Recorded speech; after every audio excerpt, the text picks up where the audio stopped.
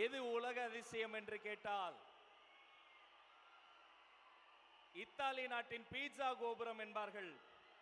ஒரு கோபுரம் சாஞ்சிட்டா அதான் உலக அதிசயம். நான் சொல்வேன், கட்டி முடித்து 1000 ஆண்டுகள் ஆனாலும் அரை இன்ச்சு அசையாம மாசா கெத்தா நெஞ்சு நிமிர்த்தி நிற்கும் இந்த தஞ்சாவூர் பெரிய கோயில் கோபுரம் உலக அதிசயம். அந்த உலக அதிசய மண்ணான சோழ தேசத்தில் தர்மத்தாயின் தவ புதல்வர், தமிழக வெற்றி கழகத்தினுடைய வெற்றி தலைவர் உங்களை சந்திக்க வந்திருக்கிறார். இந்த நிகழ்வில் வரவேற்பு சொல்வதற்காக 32 ஆண்டு காலம் அன்று ரசிகனாய் இன்று தொண்டனாய் தஞ்சை மண்ணின் மைந்தனாய் இருக்கிற அன்பு சகோதரன், தஞ்சை மத்திய மாவட்ட கழக மாவட்ட செயலாளர் அண்ணன் ரா விஜய் சரவணன் அவர்களை வருக வருக என வரவேற்கிறேன்.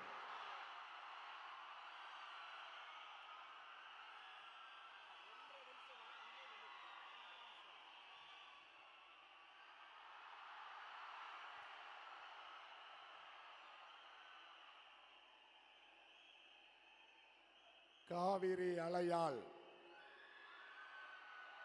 கடல் அலை தோத்தது என்று சொல்லும் அளவிற்கு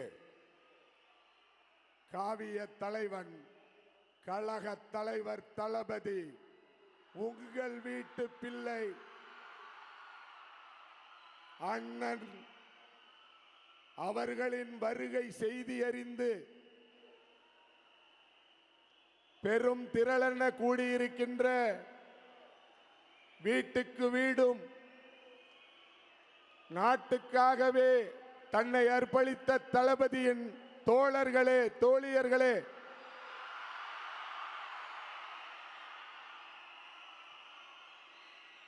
தன்னுடைய உடல் பொருள் ஆவி அனைத்தும் இந்த தமிழகத்திற்கு மக்களுக்குத்தான் என்று தன்னை அர்ப்பணித்திருக்கக்கூடிய கழக தலைவர் அவர்களே,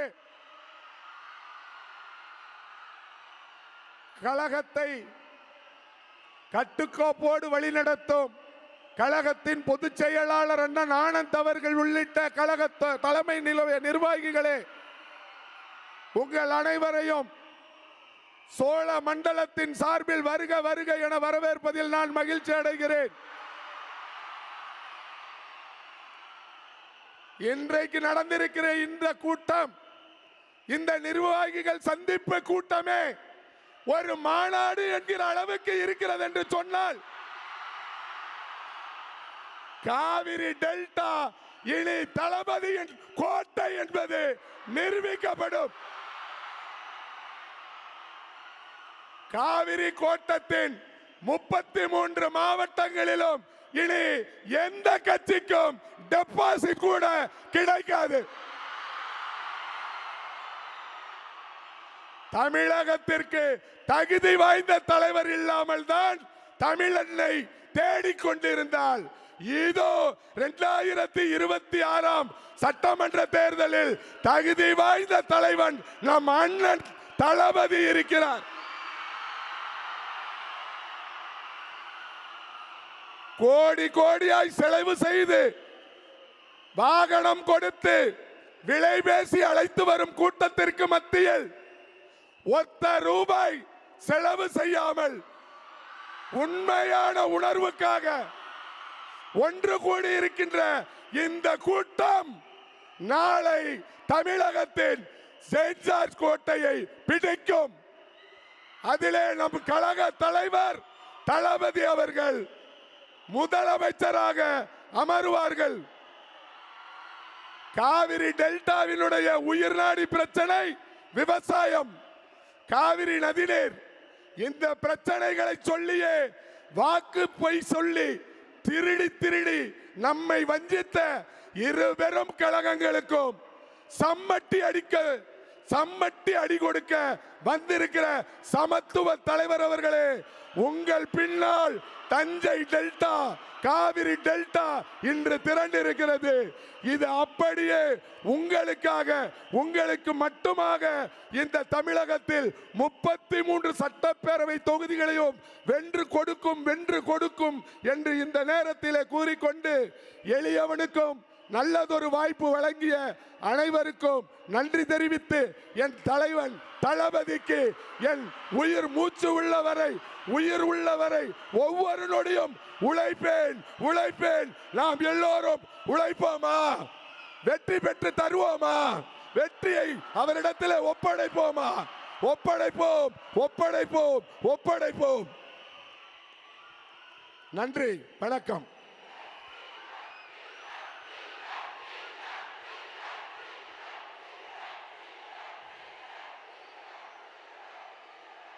அண்ணன் அவர்களுக்கு நன்றி. நாம் அணிகிற ஆடை அணிகளை நாம கிடையாது, நிகழ்வு முடிந்தவுடன் கலட்டி வச்சிருவோம். ஆனா ஒவ்வொரு நாளும் ஒவ்வொரு வேளை உணவும் பாருங்க, உள்ள போய் ரத்தமா, ஆற்றலா, சக்தியா மாடி ஓட வைக்குது, உழைக்க வைக்குது, பேச வைக்குது, சிந்திக்க வைக்குது. அப்ப இந்த ஒவ்வொரு நாளும் ஒவ்வொரு வேளை உணவும் தரக்கூடிய வாழும் தெய்வம் என்றால் விவசாய பெருமக்கள் ஒருவர்தான் என்பதை பெருமையோடு இந்த மேடையில் சொல்றோம். ஊருக்கே சோறு போடும் சோழ தேசமே, இந்த சோழ மண்ணில் அடுத்து உங்கள் முன்னால் இந்த மண்ணின் மைந்தர், நம்முடைய வெற்றி தலைவரிடம் நம்பிக்கை நட்சத்திரமாக கைகுலுக்கிய தென்றல், முன்னாள் விவசாயத்துறை அமைச்சர் அண்ணன் கூப்பா கிருஷ்ணன் அவர்களை வருக வருக சிறப்புரை தருக என வரவேற்கிறேன். பார்த்து வாங்க.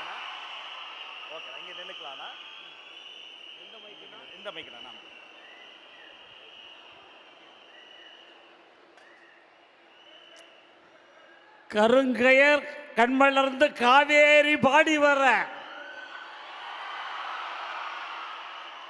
நஞ்சையும் புஞ்சையும் கொஞ்சி விளையாடும் நம்முடைய பூமிக்கு களிறுகள் இரண்டும் பிளிர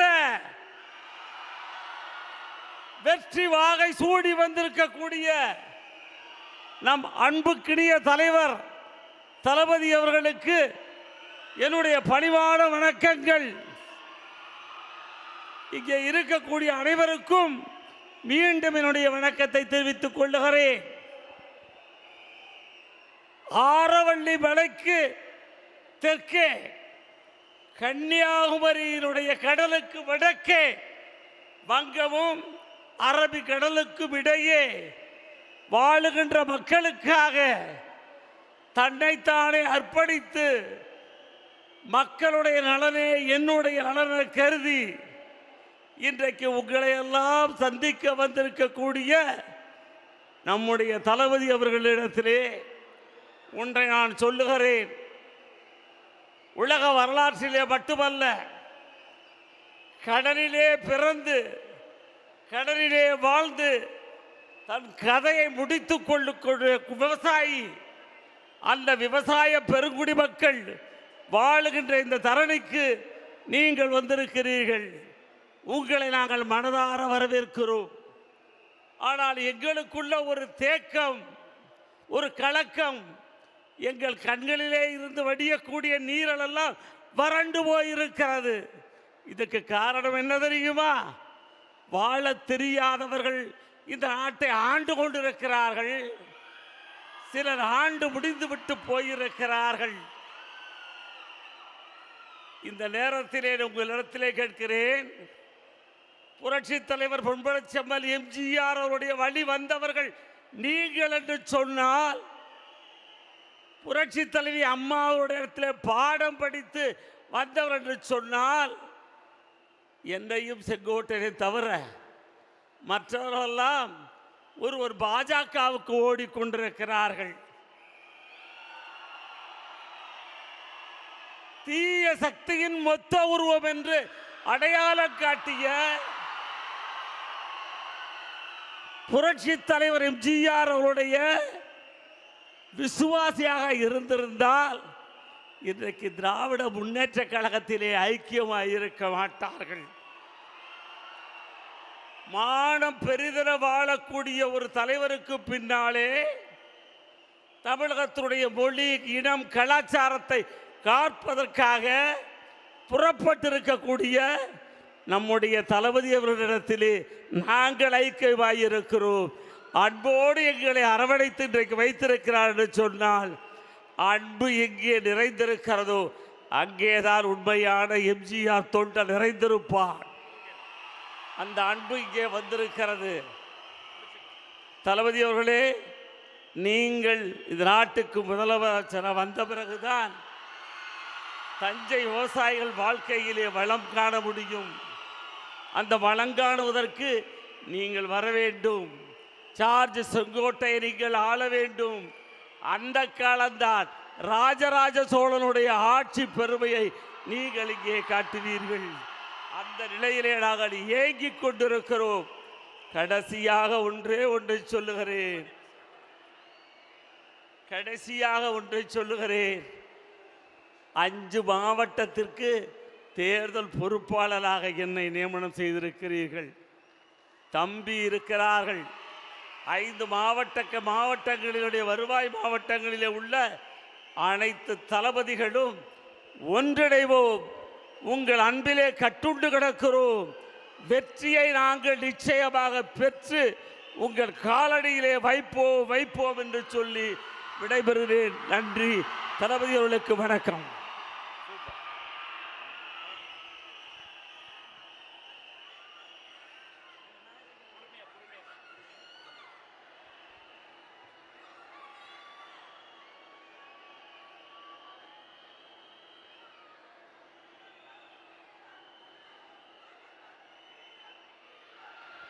ஹலோ,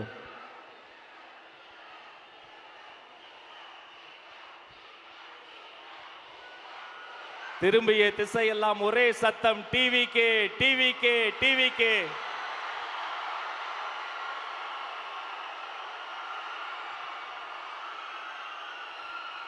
சோழ தேசமே வெற்றி வணக்கம். தாய் பிள்ளை உறவம்மா உனக்கும் எனக்கும். இனி அடுத்த சில நிமிடங்கள் அனல் பறக்கும். உலக தமிழர்களின் உள்ளங்களிலும் இல்லங்களிலும் ஒரே பேர் ஒலிக்கும்.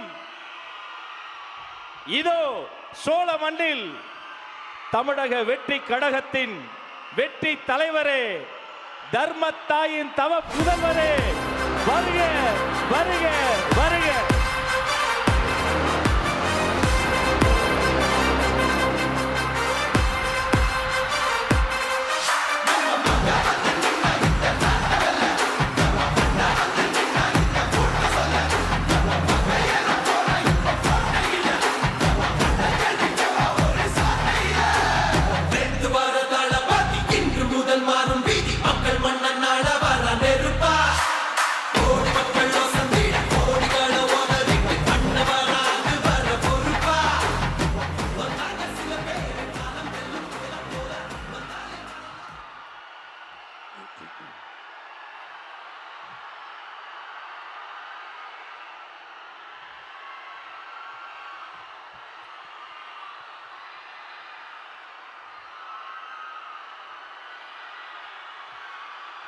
நன்றி நன்றி நன்றி.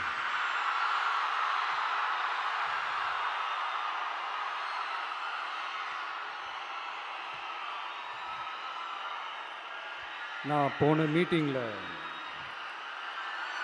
வேலூரில் பேசும்போது சொல்லியிருந்தேன்,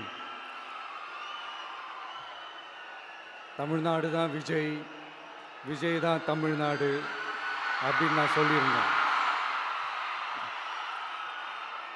அது ஏன் அப்படி சொன்னேன் அப்படின்னா, தமிழ்நாட்டு மக்களுடைய ஒரே பிரதிநிதியாக, உண்மையான ஒரு பிரதிநிதியாக நாம் மட்டும்தான் இருக்கிறோம் அப்படின்றதுக்காக தான் அப்படி நான் சொன்னேன். அப்புறம் அந்த தேர்தல் பற்றியும் நான் சொல்லியிருந்தேன். தமிழ்நாடு வர்சஸ் ஸ்டாலின் சார், அதாவது விஜய் வர்சஸ் ஸ்டாலின் சார், அதையும் நான் சொல்லியிருந்தேன். அப்புறம் இன்னொரு கேள்வியும் கேட்டிருந்தேன். இது தமிழ்நாடு சட்டசபைக்கான ஒரு தேர்தல். இதை ஏன் தமிழ்நாட்டுக்கும் டெல்லிக்குமான ஒரு எலெக்ஷன் சொல்கிறீங்க அப்படின்னு நான் கேட்டிருந்தேன்.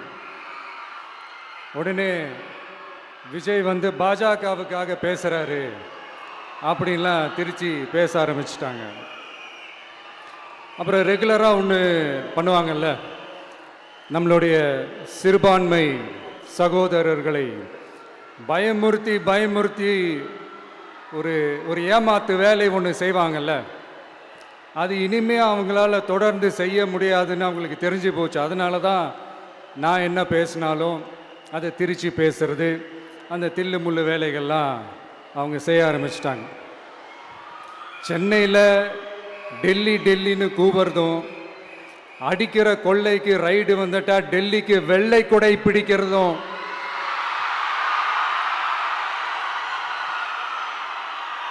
இதெல்லாம் யாருன்னு உங்களுக்கே நல்லா தெரியும்.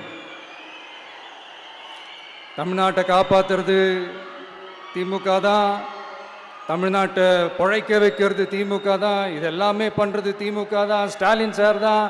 இதெல்லாம் ஒர்க் அவுட்டே ஆகாது பாஸ்.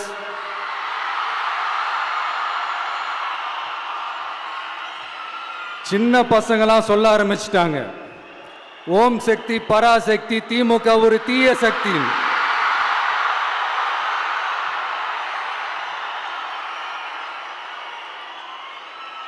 அதனால் இந்த தமிழ்நாடு இன்னொன்று வேற ஒன்று சொல்கிறாங்க. அது என்னடான்னா, தமிழ்நாட்டு அணி டெல்லி அணியா.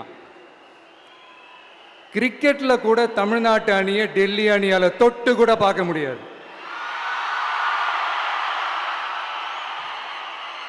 அப்படி இருக்கும்போது கிரிக்கெட்லேயும் விசில போடுறது தமிழ்நாடு தான். சிஎஸ்கே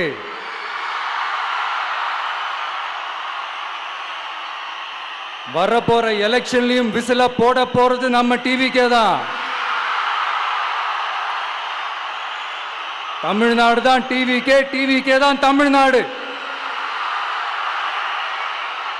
இந்த அணி அந்த அணி டெல்லி அணி இதெல்லாம் அனைத்தும் உடைஞ்சி நொறுங்கும், டிவிக்கே அடிச்சு நொறுக்கும்.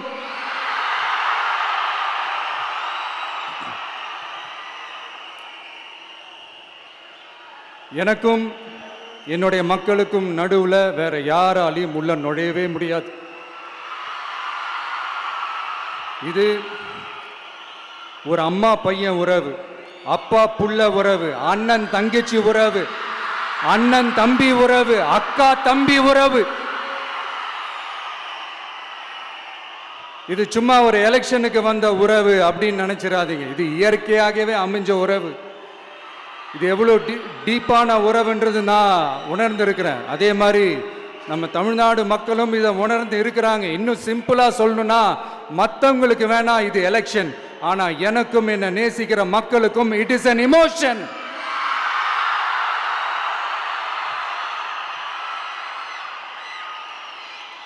And it is not an ordinary emotion. It is a powerful oceanic emotion.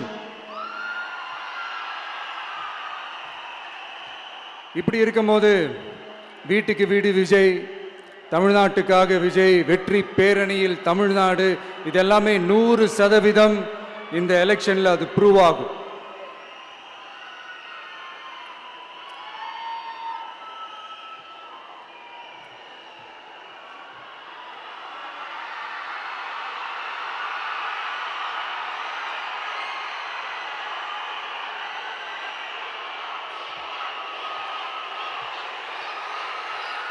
நீங்க எல்லாரும் எனக்கு இன்னொரு உறுதிமொழியை ஒன்று கொடுக்கணும்.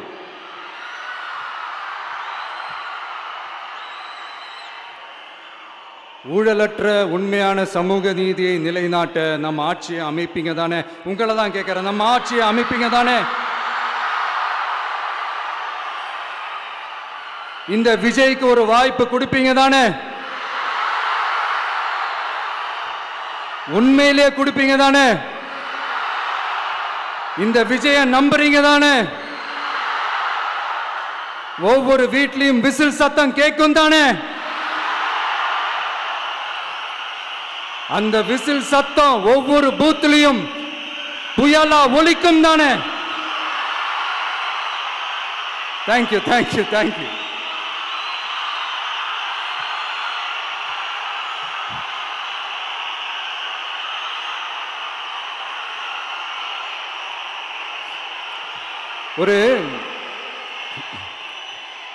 ஒரு டாக்டர் இருக்காருன்னா நாம் எப்போ அவரை பற்றி யோசிப்போம்?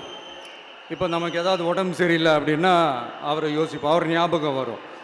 அது மாதிரி நமக்கு ஏதாவது ஒரு பிரச்சனை அப்படின்னா ஒரு வக்கீலை தேடிப்போம், அவர் ஞாபகத்துக்கு வருவார். இது மனித இயல்பு. அந்தந்த பிரச்சனை வரும்போது நம்ம அவங்கவுங்கள தேடி போவோம். ஆனால் ஆன் அ டெய்லி பேசிஸ் நம்ம சும்மா சாப்பிடும் போது கூட நம்மளை அறியாமல் ஒருத்தவங்களை பற்றி நினைப்போம், நம்மளை அறியாமல் அவங்களுக்கு நாம் நன்றி சொல்லுவோம். அந்த மதிப்பிற்குரிய அந்த மனிதர்கள் வேற யாரும் இல்லை, விவசாயி விவசாயி விவசாயி.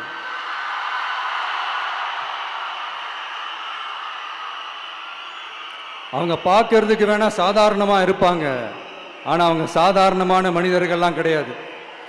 இந்த உலகத்தையும் மனிதர்களையும் படைச்சது கடவுள்னு சொல்லுவாங்க, ஆனால் அந்த கடவுளுக்கே படையல் போடுற உயர்ந்த மனிதர்கள் தான் நம்ம விவசாயிகள்.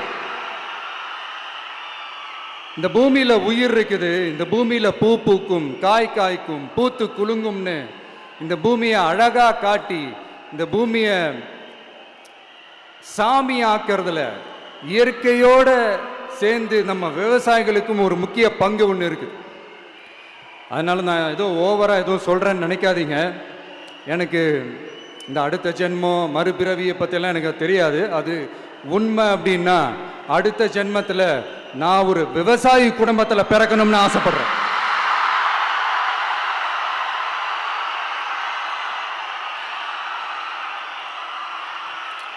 எனக்கு விவசாயத்தை பற்றி டீட்டெயில்டாக தெரியாது தான், நான் ஒத்துக்கிறேன். அதனால் மற்றவங்க மாதிரி நானும் டெல்டாக்காரன் தான் அப்படின்னு உங்கள் காதில் டால்டா ஊத்தலாம் நான் வரல. எனக்கு விவசாயத்தை பற்றி டீட்டெயில்டாக தெரியலனா கூட அவங்க படுற கஷ்டங்களை பற்றி எனக்கு நல்லாவே தெரியும். நம்மளுடைய முதல் அரசியல் பயணம் தொடங்கினதே அந்த பரந்தூர் விஷயத்தை கையில் எடுத்து தான். அதனால நம்மளுடைய இந்த ஆட்சி அமைஞ்சதும் தீர்க்க வேண்டிய முக்கியமான பிரச்சனைகள்ல நம்மளுடைய விவசாய பிரச்சனைகளும் ஒன்று.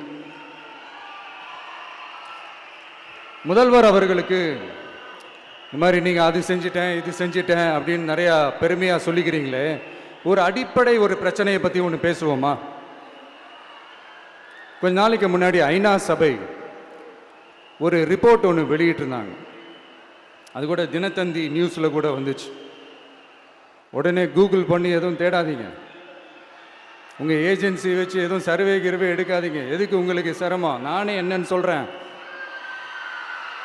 தண்ணீர் திவால் அப்படின்ற அந்த தலைப்பில் தண்ணியே இல்லாமல் திவால் ஆக போகுது அப்படின்ற அந்த கட்டுரை படிக்கும்போது உண்மையிலேயே மனசுக்கு ரொம்ப பகீர்னு இருந்தது. இந்தியாவிலேயே அது முக்கியமாக நம்ம தமிழ்நாட்டில் இன்னும் கொஞ்ச காலத்திலேயே தண்ணியே இல்லாமல் திவாலாக போகுதான். அதுக்கு காரணம் நிலத்தடி நீரை பாதுகாக்காமல் விட்டது தான் காரணமா. மண்ணையும் மணலையும் கொள்ளையடிச்சா பின்ன வேற என்ன நடக்கும்? மலைகளை முழுகினா பின்ன வேற என்ன நடக்கும்? கனிம வளங்களை கொள்ளையடிச்சா பின்ன வேற என்ன நடக்கும்? இந்த மணல் கொள்ளையில் ஈடுபட்டவங்களை மேலே நீங்கள் சரியாக நடவடிக்கை எடுக்கலைன்னு அது போதுமானதாக இல்லை அப்படின்ட்டு சென்னை உயர்நீதிமன்றம் சொன்னிச்சே, மறந்துட்டீங்களா? இந்த மணல் கொள்ளை, கனிம வள கொள்ளை, இதுக்கெல்லாம் காரணம் மணல் மாஃபியா குரூப் தான் மதுரை உயர்நீதிமன்றம் அந்த கிளை சொன்னிச்சு. அதை மறந்துட்டீங்களா? இந்த மணல் மாஃபியா குரூப்புக்கு ஆதரவு அளிக்கிறது யாரு? உங்க திமுக கவர்மெண்ட் தானே. அது இல்லைன்னு சொல்ல முடியுமா? அவங்களோட டீலிங்ல இருக்கிறது யாரு? நீங்க தானே. அது இல்லைன்னு சொல்ல முடியுமா? தண்ணி திவாலாக போகுது, மணல் திவாலாக போகுது, கனிம வளம் திவாலாக போகுது. மொத்தத்தில் உங்க ஆட்சியில தமிழ்நாடு திவாலாக போகுது. கடன் மேல கடன் வாங்கிட்டு உங்க கவர்மெண்ட்டே குப்பராட்சி படுத்துக்குச்சு. உங்ககிட்ட பேசுறதும் ஒண்ணுதான். சரி, அதை விடுங்க.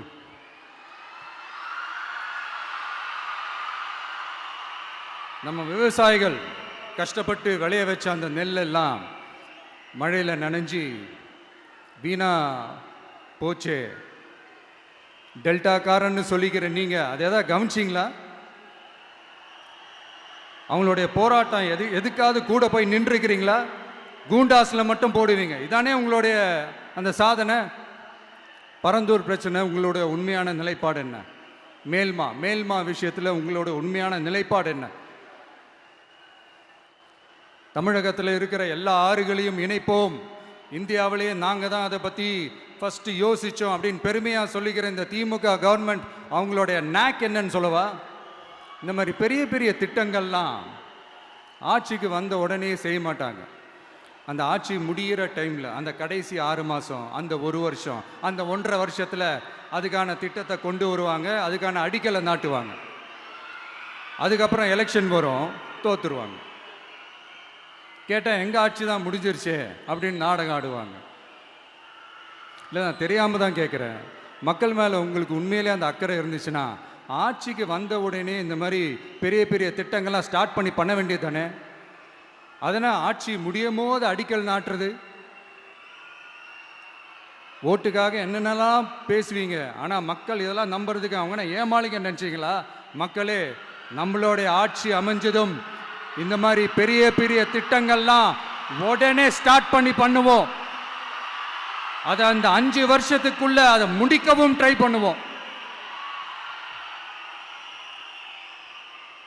ஸோ இப்படிலாம் நம்ம பேசினா காவிரி பிரச்சனையில் உன் கருத்து என்ன, முல்லை பெரியார் பிரச்சனையில் உன் கருத்து என்ன, இப்படிலாம் அதெல்லாம் பற்றி உனக்கு என்ன தெரியுமா அப்படின்னு கேட்க ஆரம்பிச்சிருவாங்க. ஐயா, உலக மகா மேதைகளே, ROV, ரிமோட்லி ஆப்ரேட்டட் வெஹிக்கிள், அதை வச்சு தண்ணிக்குள்ளேயே போய் அணைகளோட உறுதித்தன்மையை ஆராய்ச்சி பார்க்குற வரைக்கும் நான் எல்லாம் தெரிஞ்சு தான் வச்சிருக்கிறேன். ஒருத்தன் சைலண்டாக இருக்கான், அமைதியாக இருக்கான்னா உடனே அவனுக்கு எதுவுமே தெரியாதுன்னு நினச்சிடாதீங்க. சும்மா கருத்து சொல்லிக்கிட்டு கம்பு சுற்றிக்கிட்டு இருந்தால் எல்லாமே நடந்துருமா? நசன் பேசி அதை கேட்டு மக்கள் வெறுத்து போயிட்டாங்க. உருப்படியா ஏதாவது யோசிங்கயான்னு மக்கள் நினைக்கிறத யாருக்கு தெரியுதோ தெரியலையோ, எனக்கு அது நல்லாவே தெரியுது. உரிய இடத்துக்கு போய் சம்பந்தப்பட்டவங்களோட பேசி அதுக்கான சொல்யூஷன் என்னன்னு தெரிஞ்சுக்கிட்டு அதை ப்ராப்பராக எக்ஸிக்யூட் பண்ணணும். அடுத்து, நம்மளுடைய கடல் விவசாயிகளான நம்மளுடைய மீனவர்களுடைய பிரச்சனைக்கு அப்பப்போ எந்திரிச்சு கடிதம் எழுதிட்டு திரும்ப தூங்க போயிடுவார். அவ்வளோதான், அதோட அது அப்படியே கிடக்கும். மானே, தேனே, பொன்மானே, இப்படிலாம் கடிதம் எழுதுறதெல்லாம் வேலைக்கே ஆகாது. ஒன்றிய அரசுக்கு அந்த உண்மையான உணர்வுபூர்வமான அந்த அழுத்தத்தை கொடுக்கணும். நம்ம மீனவர்கள் மேல அவங்க கையே வைக்கக்கூடாது, கையே வைக்க விடக்கூடாது. அவங்களுக்கான அந்த பாதுகாப்பு பக்காவா இருக்கணும். அதுதான் நம்மளுடைய ஒரே அஜெண்டா. மீனவர்களே, அடுத்து நம்மளுடைய ஆட்சி தான். கவலைப்படாதீங்க, தைரியமா இருங்க, உங்களுக்கான பாதுகாப்பு பக்காவா இருக்கும். இப்படி இருக்கும்போது அடுத்ததும் நாங்க தான் அப்படின்னு சிஎம் சார் சொல்லுவாங்க. அதெல்லாம் நடக்காது. 2வது முறை வந்ததெல்லாம் சரித்திரமே கிடையாது. இந்த சைனால கிரேட் வால் ஆஃப் சைனா கேள்விப்பட்டிருப்பீங்க. அதோடைய நீளத்தை விட பெரிய டாஸ்க் இது. ஆனானப்பட்ட அவங்க அப்பாவாலே முடியல.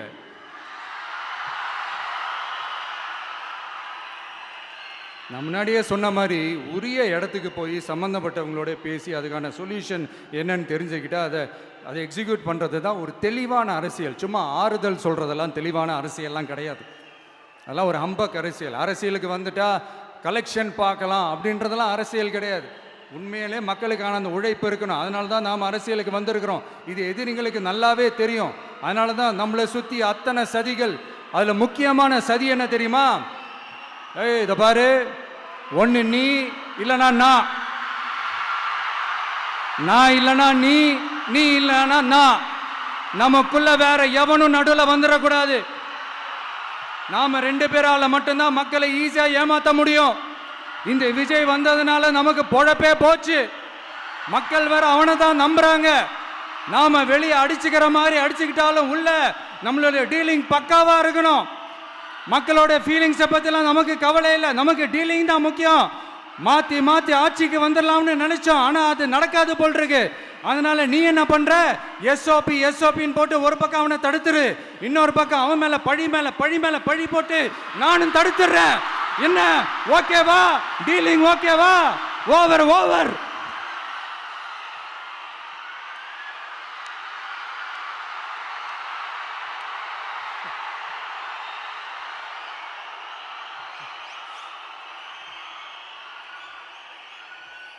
இல்லைங்க, உண்மையிலேயே சிரிக்கிறதா என்ன பண்ணுறதுன்னு எனக்கு தெரியல. உண்மையிலே இப்படி தான் இருக்கு அவங்க டீலிங்லாம்.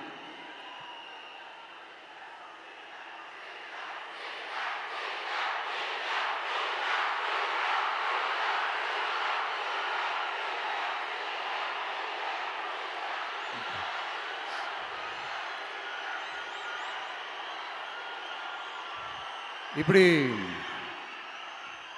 பழி மேலே பழி போட்டு கரூரில் ஆரம்பித்து நம்ம ஜனநாயகன் படம் ரிலீஸ் வரைக்கும். ஆனால் அந்த ரிலீஸ் பிரச்சனையில் நிறைய பேர் குரல் கொடுத்தாங்க. முக்கியமாக நம்மளுடைய முதல்வர் அவர்கள் கூட பூசி மொழிகி பட்டும் படாமல் குரல் கொடுத்தாங்க. But what ever it is, குரல் கொடுத்த அவங்களுக்கும் மற்றவங்க எல்லாருக்கும் இந்த நேரத்தில் என்னுடைய நன்றியை தெரிவிச்சுக்கிறேன். இப்படி நம்ம வெளிப்படையாக பேசுறதுனால சிஎம் சாரோட மனநிலை இப்போ எப்படி இருக்கும் தெரியுமா? ஏற்கனவே கட்சிக்காரங்க தொல்லை தாங்க முடியல, தூங்க விட மாட்டேறாங்க. இந்த விஜயும் வந்து தூங்க விட மாட்டான். நம்ம பாட்டுக்கு ஹைவேல சைக்கிள்ல சோலாவா போலான்னு நினைச்சோம். இவன் நாடானா மக்கள் சக்தியோட வந்துட்டு இருக்கான். இவன் தான் கேள்வி கேட்கறான்னு பார்த்தா மக்களையும் கேள்வி கேட்க வைக்கிறான். 1000 ரூபாய் கொடுத்துட்டு இருந்தோம், 5000 ரூபாய் கொடுத்து ஏமாத்தலான்னு பார்த்தா அதையும் கேள்வி கேட்க வைக்கிறான். விசில் சத்தம் வேற விண்ண முட்டுது. கூட்டணி கட்சிகள் தொல்லை வேற தாங்க முடியல. இவன் பண்ற பிரச்சாரத்தையாத்த முடக்கலான்னு பார்த்தா அப்பவும் மக்கள் அவன் பின்னாடி தான் நிக்கிறாங்க. என்ன பண்றது ஏது பண்றதுன்னு தெரியாத ஒரு மனநிலையில இருப்பாரு. ஆனா சார், நீங்க இந்த விஜயம் முடக்கலாம், ஆனா ஒவ்வொரு வீட்டில் இருக்கிற ஒவ்வொரு விஜயையும் உங்களால முடக்கவே முடியாது.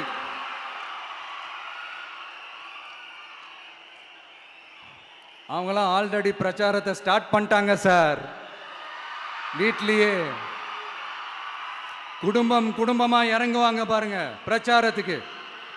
அப்ப உங்களால மட்டும் இல்ல, எந்த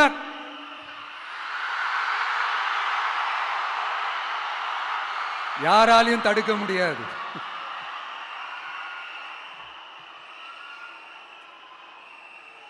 நம்ம டவுன் சவுத்தில் ஒரு ஊரில் உங்கள் அப்பாவுக்கு வெங்கல சிலை வைக்கணும்னு ட்ரை பண்ணீங்கல்ல, அதுக்கு சுப்ரீம் கோர்ட் என்ன சொன்னாங்க?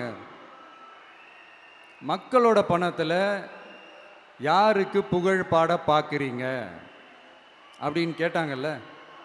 அதுக்கு என்ன அர்த்தம் தெரியுமா? ஊராம் வீட்டு நெய்யில உங்க வீட்டுக்கு ஸ்வீட் செய்யாதீங்க. எப்படி? ஊராம் வீட்டு நெய்யில உங்க வீட்டுக்கு ஸ்வீட் செய்யாதீங்கன்னு அர்த்தம். மக்களோட ஒரு அடிப்படை வாழ்வாதாரத்துக்கு ஏதாவது பிரச்சனைக்குன்னு கேட்டா நிதி சுமைன்னு சொல்றீங்க. சிலை வைக்கிறதுக்கு மட்டும் எங்கிருந்து சார் காசு வருது?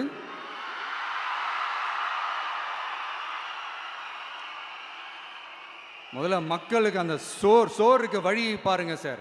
செலவு வைக்கிறத பத்திலாம் அப்புறமா யோசிக்கலாம். கேஸ் சிலிண்டருக்கு மானியமா 100 ரூபாய் தரேன்னு சொன்னீங்களே, என்னாச்சு? கரும்புக்கு ஆதார விலையா 4000 ரூபாய் தரேன்னு சொன்னீங்களே, என்னாச்சு? ரொம்ப நாள் கல்யாணமே ஆகாம இருக்கிற பெண்களுக்கு அவங்களுடைய கல்வி தகுதிக்கு ஏற்ப அரசு வேலை கொடுப்போம்னு சொன்னீங்களே, என்னாச்சு? இதெல்லாம் வெறும் சாம்பிள் தான். இதோட ஹைலைட் ஒன்று இருக்கு. மாநில அரசால முடியவே முடியாதுன்னு தெரிஞ்சுக்கிட்டோம், நாங்க வந்தா நீட்டை ஒழிப்போம். ஆகா ஆகா ஆகா ஆகா, எவ்வளோ பெரிய ஒரு மோசடி இது! கேட்டா நாங்க தான் முன்மாதிரி ஆட்சின்னு சொல்லுவாங்க. மோசடி ஆட்சி. மோசமானவங்களே முக்கியமானவங்க கேள்விப்பட்டிருக்கிறீங்களா? அந்த மாதிரி மோசடி ஆட்சியிலே முக்கியமான ஆட்சி இந்த திமுக ஆட்சி. மக்களே, மக்களை நேசிக்கிற விஜய் வேணுமா? மக்கள் விரோத ஆட்சி நடத்துற ஸ்டாலின் சார் வேணுமா?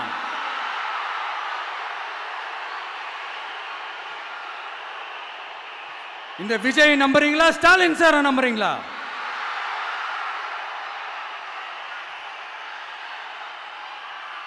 இந்த சத்தத்துக்கு அர்த்தம் தெரியுமா சார்? ஸ்டாலின் தொடரட்டும் அப்படின்னு அர்த்தம் கிடையாது. தீய சக்தி திமுக ஆட்சி மறையட்டும், தூய சக்தி டிவிகே ஆட்சி வரட்டும். நானும் உதிக்கட்டும்னு சொல்லாம்னு நினைச்சேன், பார்த்தா அதை வேற திருச்சி பேச ஆரம்பிச்சிருவாங்க. திருநெல்வேலியில், நாங்குநேரியில் இப்போ ரீசெண்டாக ஒரே லைனில் சொல்லணும்னா, நம்ம நண்பர் ஒருத்தர் ட்வீட் போட்டிருந்தாரு, அதையே சொல்கிறேன். ஸ்டாலின் தொடரட்டும், சட்டம் ஒழுங்கு சந்தி சிரிக்கட்டும். இதுதான் அந்த பிரச்சனைக்கு ஒரே லைன்.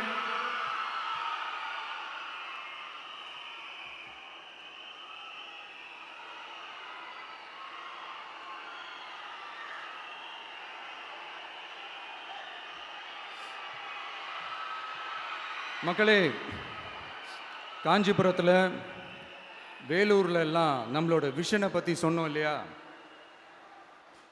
அதே மாதிரி இங்கேயும் சில விஷன்ஸை சொல்லணும். இது மற்றவங்க மாதிரி தேர்தல் வாக்குறுதின்னு சொல்லி ஏமாத்துறது கிடையாது. நம்மளை நம்புகிற மக்களுக்கு நம்பிக்கை தர்றது. நம்ம ஆட்சிக்கு வந்ததும் இதெல்லாம் செய்ய நடவடிக்கை எடுப்போம்னு சொல்கிறது. டெல்டா விவசாயிகள் சமீபத்தில் கூட உரத்தட்டுப்பாட்டை சந்திச்சிங்கல்ல. சில பேர் உரத்தை பதுக்கி வச்சு அதிக விலைக்கு விற்றதா நியூஸ்லாம் கூட வந்துச்சு. நம்ம டிவிக்கு ஆட்சி வந்ததும் உரத்தட்டுப்பாடு இல்லாமல் பார்த்துக்குவோம்.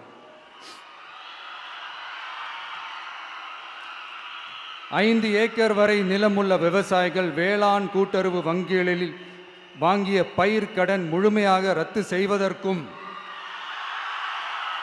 5 ஏக்கருக்கு மேல் உள்ள விவசாயிகள் வேளாண் கூட்டுறவு வங்கிகளில் வாங்கிய பயிர்க்கடன் 50% வரை ரத்து செய்வதற்கான சாத்திய கூறுகளை ஆராய்ந்து உறுதியாக நடவடிக்கை எடுப்போம். திமுக மாதிரி எல்லாருக்கும்னு சொல்லிட்டு அதுல தகுதி ஃபிக்ஸ் பண்ணி பாகுபாடு காட்டி ஏமாற்ற மாட்டோம். எல்லாத்தையும் வெளிப்படையாக சொல்லுவோம். 2 ஏக்கர் வரை நிலமுள்ள விவசாயிகள் மற்றும் நிலமற்றவர்கள் குடும்பத்தில் யாரும் மாநில மற்றும் ஒன்றிய அரசு ஊழியராக இல்லாமல் இருக்கும் பட்சத்தில் அவர்களின் குழந்தைகளின் பொறியியல் மற்றும் மருத்துவம் உள்ளிட்ட தொழிற்கல்வி முதல் அனைத்து வகை படிப்புகளுக்குமான முழு செலவையும் அரசே ஏற்கும்.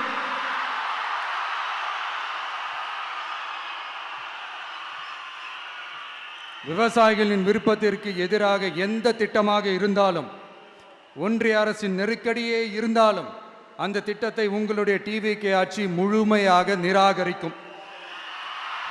எப்போதும் விவசாயிகளின் பக்கமே நம் ஆட்சி நிற்கும். கொள்முதல் நிலையங்களில் முறையாக நெல் மூட்டைகள் பாதுகாக்கப்படும். நெல் முளைத்து வீணாவதை பார்த்து கொண்டு நமது அரசு சும்மா இருக்காது. போதுமான கொள்முதல் நிலைய வசதிகள் ஏற்படுத்தப்படும். அதே போல கொள்முதல் நிலையங்களில் கொள்முதல் செய்வதற்கோ மூட்டை ஏற்றி இறக்கவோ 1 பைசா கமிஷன் வாங்காமல் பார்த்து கொள்ளப்படும். அப்படி கமிஷன் வாங்குவது யாராக இருந்தாலும் கடும் நடவடிக்கை எடுக்கப்படும்.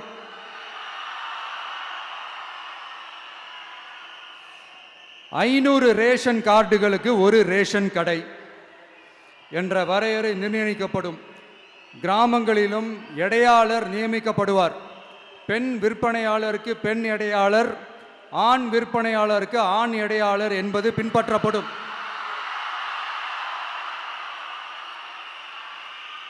ரேஷன் கடைகளில் அரிசி தவிர அனைத்து பொருள்களும் பாக்கெட் செய்து விநியோகிக்கப்படும். மீனவர்களுக்கு ஒன்றிய அரசு சட்டப்படியான பாதுகாப்பை உறுதி செய்ய வேண்டும். அதற்கான உண்மையான உணர்வுபூர்வமான அழுத்தத்தை ஒன்றிய அரசுக்கு நமது டிவிக்கு அரசு கொடுக்கும். நான் மீண்டும் சொல்றேன், கல்வி, மருத்துவம், ரேஷன், குடிநீர், சாலை வசதி, பஸ் வசதி, இது மாதிரி அடிப்படை விஷயங்களுக்காகத்தான் நம்ம அரசு முதல்ல முக்கியத்துவம் கொடுக்கும். எனக்கு நம்மளோட குழந்தைகள், நம்ம பெண்கள், நம்ம இளைஞர்கள் லைஃபுக்கு முன்னுரிமை கொடுக்கணும். அரசு வேலை வாய்ப்புகள் மட்டும் இல்லாம தனியார் வேலை வாய்ப்புகளுக்கான வழியையும் உத்தரவாதத்தையும் உருவாக்கணும். அப்படி நாம் உருவாக்கிட்டாலே அவங்களுக்கான ரூட்டை நம்ம இளைஞர்கள் அவங்களே தேர்ந்தெடுத்துப்பாங்க. இத்தனை கோடி அத்தனை கோடி ஒப்பந்தம்னு சொல்லி விளம்பரம் மட்டும் செய்யாம உண்மையான ஒப்பந்தம் போட்டு வெள்ளை அறிக்கை வெளியிட்டு அதை செயல்படுத்தினாலே போதும், எல்லாம் தன்னாலே நடக்கும். இங்க என்னனையும் சொல்ல நினைக்கிறேன், இங்க அடுத்து நாங்க தான் நெஞ்சை நிமித்திரி கூவுற யாராச்சும் நாங்க ஊழலே செய்யாதவங்கன்னோ ஊழல் செய்யவே மாட்டோம்னோ நெஞ்சை தொட்டு மனசாட்சியோட சொல்ல முடியுமா? ஆனா நாம இன்னைக்கு இல்ல, ஆட்சிக்கு வந்ததுக்கு அப்புறமும் ஓப்பனா தில்லா கட்ஸா சொல்லுவோம், ஊழல் லஞ்சம் இல்லாத ஒரு ஆட்சியை கொடுக்க உண்மையா ட்ரை பண்ணாலே போதும், எல்லாம் தன்னாலே நல்லா நடக்கும். எல்லாரும் கொஞ்சம் கை இப்படி வைங்களேன். எங்க ஓட்டு எங்க உரிமை, எங்களை யாரும் விலைக்கு வாங்க முடியாது. எங்க ஓட்டு விசில் சின்னத்துக்கு தான். யாரையும் நம்பி ஏமாற மாட்டோம். எங்க வார்த்தையிலிருந்து மாற மாட்டோம். இது நிஜம். தேங்க்யூ.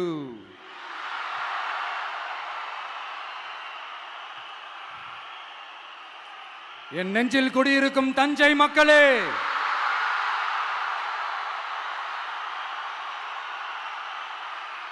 என் நெஞ்சில் குடியிருக்கும் வேலூர் மக்களே,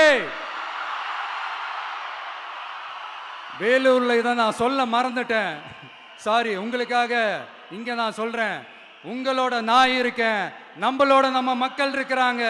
இதுக்கு மேல என்ன வேணும்? கான்பிடென்ட்டா இருங்க, நல்லதே நடக்கும், வெற்றி நிச்சயம். மீண்டும் சந்திக்கும் வரை நன்றி, வணக்கம்.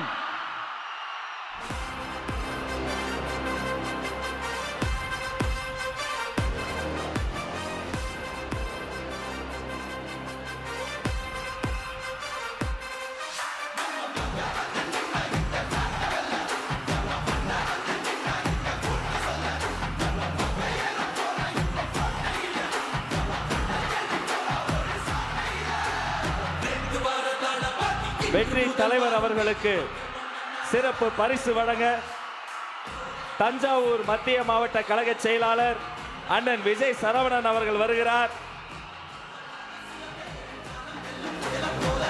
நெற்கதிரை, வெற்றி கழக கொடி சுற்றிய நெற்கதிரை உயர்த்து பிடிக்கிறார்கள். அந்த கதிர் போல வளரட்டும் கழகம். சோளத்தில் செய்த வெற்றி மாலை விவசாய மண்ணை வணங்கி வெற்றி தலைவர் உங்கள் முன்னால் உயர்த்தி பிடிக்கிறார்.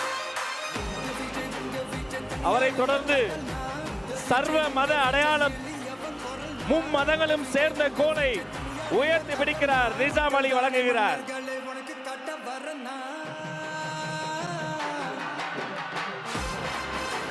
அவரை தொடர்ந்து மதன் அவர்கள் வழங்கக்கூடிய வெற்றி கப்பல்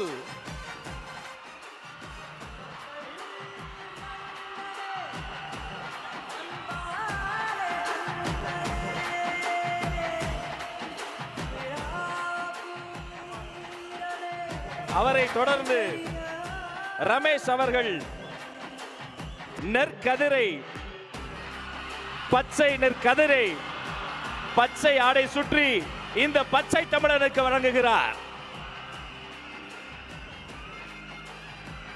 அடுத்து வெற்றி தலைவருக்கு அண்ணன் பிரபாகரன் வெற்றி செங்கோலை வழங்குகிறார்.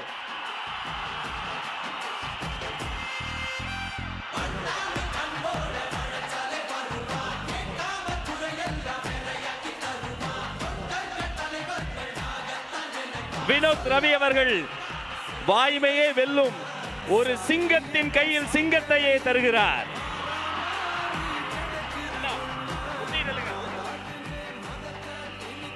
அசாருதீன் அவர்கள் தளபதி திருவுருவம் பொதித்த, தளபதி உருவம் பதித்த செங்கோலை தருகிறார்.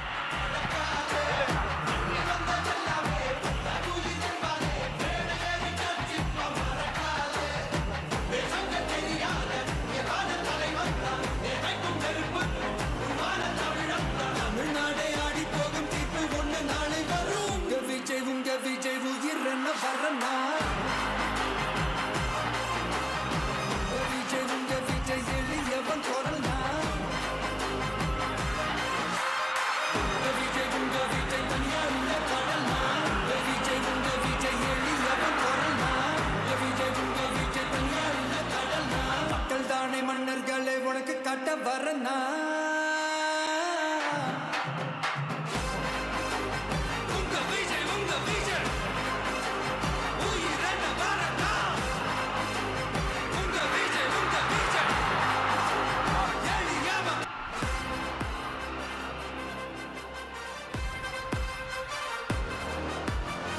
வெற்றி தலைவரின் வேண்டுகோள், தயவு செய்து யாரும் தலைவரின் வாகனத்தை பின்தொடர்ந்து வர வேண்டாம். உங்கள் மீது உள்ள உரிமையில் வெற்றி தலைவர் அவர்கள் அன்பு கட்டளையிட்டு இருக்கிறார். அவர் சொன்னதை செய்வோம். வெற்றி கனியை அவருக்கு பரிசளிப்போம்.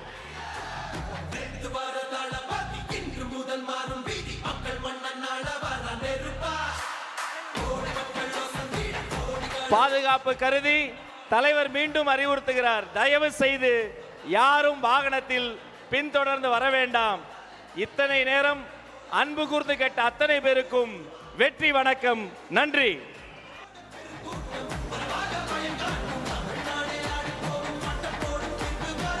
விஜய் உங்க விஜய் உயிர் வரனா விஜய் உங்க விஜய் எளியவன் குரல்னா விஜய் உங்க விஜய் தனியால் இல்ல கடல்னா விஜய் உங்க விஜய் எளியவன் குரல்னா விஜய் உங்க விஜய் தனியால் இல்ல கடல்னா மக்கள் தானே மன்னர்களை உனக்கு கட்ட வரனா